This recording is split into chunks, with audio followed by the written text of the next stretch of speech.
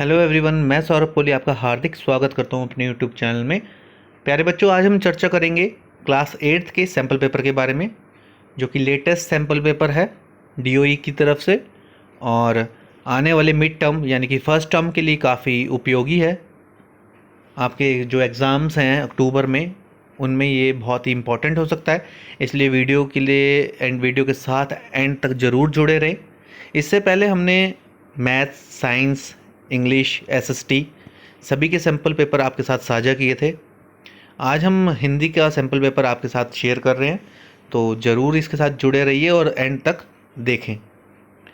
अधिकतम अंक हैं 60, 2.5 घंटे का समय आपको मिलेगा। इसमें दे रखा है प्रश्न संख्या, सामान्य निर्देश हैं वो दिए गए हैं, वो ज़रूर देखें। प्रश्न पत्र 2 खंडों में विभाजित है, क और ख में।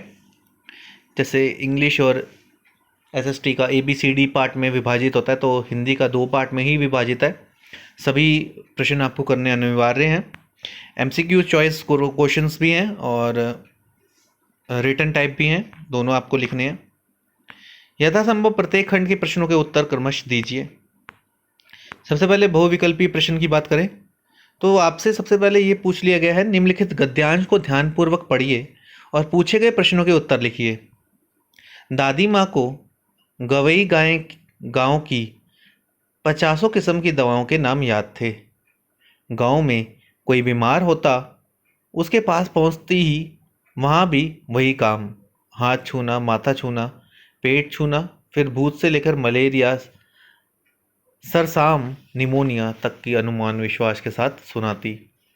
महामारी और विषूचिका के दिनों में रोज सवेरे उठकर स्नान के बाद लवंग और गुड़ मिश्रित जलधार, गूगल और धूप सफाई कोई उनसे सीख ले।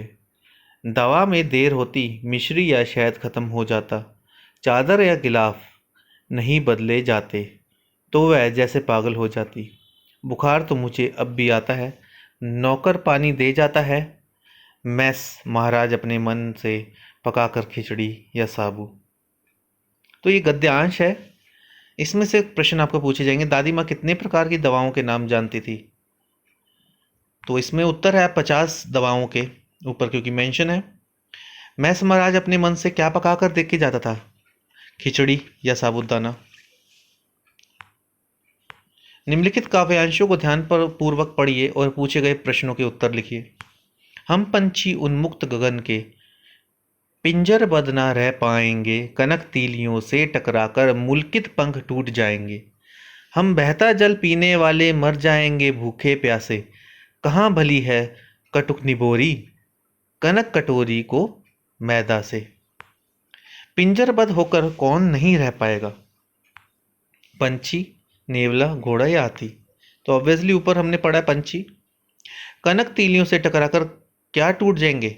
तो कनक तीलियों से टकराकर क्या टूट जाएंगे? पंख, चोंच, पैर या गला। निम्नलिखित व्याकरण के प्रश्नों के उत्तर लिखिए।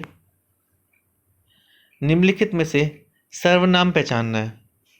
हम लोग, दिल्ली, धीरे धीरे, मोटा। सर्वनाम पहचानना है। निम्नलिखित में से बालिका शब्द का पुल्लिंग शब्द पहचानिए। बालिका का पुल्लिंग क्या हो सकता है? पौरुष, बालक, पुरुषार्थ या परमार्थ? बालिका का बालक होगा। मोर का स्त्रीलिंग रूप पहचानिए। मोरनी, लोमड़ी, शेरनी या हिरनी? मोरनी होगा। सुनीता अच्छी लड़की है वाक्य में विशेषण विशेष क्या है उसकी पहचान करनी है। अच्छी, अच्छी की बात हो रही है, सुनीता अच्छी लड़की है तो अच्छी। प्रश्न 4, निम्नलिखित गद्यांश को ध्यानपूर्वक पढ़िए और पूछे गए प्रश्नों के उत्तर लिखिए। सारे गांव में बदलू मुझे सबसे अच्छा आदमी लगता था, क्योंकि वह मुझे सुंदर सुंदर लाख की गोलियां बनाकर देता था। मुझे अपने मामा के गांव जाने का सबसे बड़ा चाव यही था कि जब मैं वहां से लौटता था तो मेरे पास ढेर सारी गोलियां होती, रंग बिरंगी गोलियां जो किसी भी बच्चे का मन मोह लें। वैसे तो मेरे मामा के गांव का होने के कारण मुझे बदलू को बदलू मामा कहना चाहिए था, परंतु मैं उसे बदलू मामा न कहकर बदलू काका कहा करता था। गांव में लेखक को कौन सबसे अच्छा लगता था? रज्जो मशीन बदलू या चूड़ी? बदलू। बदलू लेखक को क्या देता था? लाख की गोलियां, कांच की गोलियां, मिट्टी की गोलियां या आटे की गोलियां? अभी हमने ऊपर पढ़ा है लाख की गोलियां देता था। लाख एक प्रकार का एक ऐसा चीज होती है जिससे चूड़ियां बनती हैं। लेखक किसके गांव जाया करता था? मामा के, दादा के, दादी के या अपने? अपने मामा के। अपने किसके जाता था? लेखक बदलू को क्या कहकर क्या कहा करता था? बदलू मामा।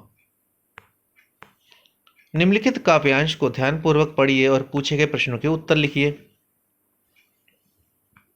पक्षी और बादल ये भगवान के डाकिए हैं जो एक महादेश से दूसरे महादेश को जाते हैं। हम तो समझ नहीं पाते हैं मगर उनकी लाई चिट्ठियां पेड़ पौधे पानी और पहाड़ बाँचते हैं। कवि ने भगवान के डाकिए किसे कहा है? पक्षी और बादल को। पेड़ पौधे पानी और पहाड़ क्या बाँचते हैं? संदेश, चिट्ठियां, किताबें, अखबार या कविता? चिट्ठियां। एक महादेश से दूसरे महादेश को कौन जाते हैं? भगवान के डाकिए। भगवान के डाकिए की लाई चिट्ठियां कौन बांधता है? पेड़ पौधे पानी और पहाड़। छठा प्रश्न है, निम्नलिखित प्रश्नों के उत्तर लिखिए। बस की यात्रा पाठ के लेखक कौन है? केदारनाथ अग्रवाल, प्रेमचंद, हरिशंकर परसाई, सुमित्रा नंदन पंत। दूसरा, कितने मित्र बस की यात्रा पर चले? 2, 3, 4 या 5? उन सबको बताना है उनमें से कितने गए थे। अगला है, निम्नलिखित प्रश्नों के उत्तर लिखिए। भगवान के डाकिए कविता के रचयिता का नाम बताइए। कृष्णा सोबती, प्रेमचंद, रामधारी सिंह दिनकर, गुणाकार मूले। दूसरा प्रश्न है, बस कहां से कहां जा रही थी? झांसी से ग्वालियर, ग्वालियर से भोपाल, पन्ना से सतना, खजुराहो से ओरछा। कहां जा रही थी वो आपको बताना है। खंड ब, वर्णनात्मक प्रश्न। पहला है, उन्नति शब्द का विलोम शब्द लिखिए। दूसरा, अध्यापक शब्द का स्त्रीलिंग लिखिए। तीसरा, लड़की शब्द का बहुवचन लिखिए। चौथा, हथनी शब्द का पुल्लिंग लिखिए। प्रश्न 9, निम्नलिखित प्रश्नों के उत्तर लिखिए। यह सबसे कठिन समय नहीं, कविता के रचयिता का नाम बताइए। एक देश की धरती दूसरे देश को क्या भेजती है? भाप दूसरे देश में क्या बनकर गिरता है? बस किस योग्य थी? प्रश्न 10, निम्नलिखित प्रश्नों के उत्तर लिखिए। चिड़िया अपनी चोंच में क्या दबाए है? किसके डूबने का वक्त हो गया है? चिड़िया किस तैयारी में है? चौथा, भगवान के डाकिए कहाँ कहाँ जा सकते हैं? प्रश्न 11वां है, निम्नलिखित में से किन्हीं 4 प्रश्न का उत्तर दीजिए। 30 से 40 शब्दों में लिखिए। बस को देखकर श्रद्धा क्यों मर पड़ी? दूसरा है, बस में छोड़ने आए लोग कैसे देख रहे थे? तीसरा, लेखक पेड़ों को दुश्मन क्यों समझ रहा था? चौथा, लोगों ने यह सलाह क्यों दी कि समझदार लोग इस शाम वाली बस से सफर नहीं करते? प्रश्न 12वां, निम्नलिखित प्रश्नों के उत्तर लगभग 30 से 40 शब्दों में लिखिए। डाकिया क्या क्या काम करता है? बदलू के दिल में क्या क्या व्यथा थी? आपको छुट्टियों में किसके घर जाना सबसे अच्छा लगता है, क्यों? प्रश्न संख्या 13वां, निम्नलिखित में से किसी एक विषय पर लगभग 80 से 100 शब्दों में अनुच्छेद लिखिए। मेरा सबसे प्यारा त्योहार, विज्ञान के चमत्कार, आज़ादी का अमृत महोत्सव। अभी लेटेस्ट आज़ादी का अमृत महोत्सव हमारा निकला है तो आप उस पर भी लिख सकते हैं, बाकी आपकी चॉइसेस है किस पर लिखो। प्रश्न 14वां, निम्नलिखित में से किसी एक विषय पर लगभग 80 से 100 शब्दों के में पत्र लिखिए। पहला है, फीस माफ़ी हेतु अपने विद्यालय के प्रधानाचार्य का पत्र लिखिए, अथवा मित्र को अपने जन्मदिन पर आमंत्रित करने के लिए पत्र लिखिए। ये था पूरा हिंदी का सैम्पल पेपर। इस तरह का आपका सैम्पल पेपर आने की पूरी संभावना होती है, तो इसको अच्छे से प्रैक्टिस कर लें। और कैसा लगा आपको ये सैम्पल पेपर कमेंट बॉक्स में ज़रूर बताएं।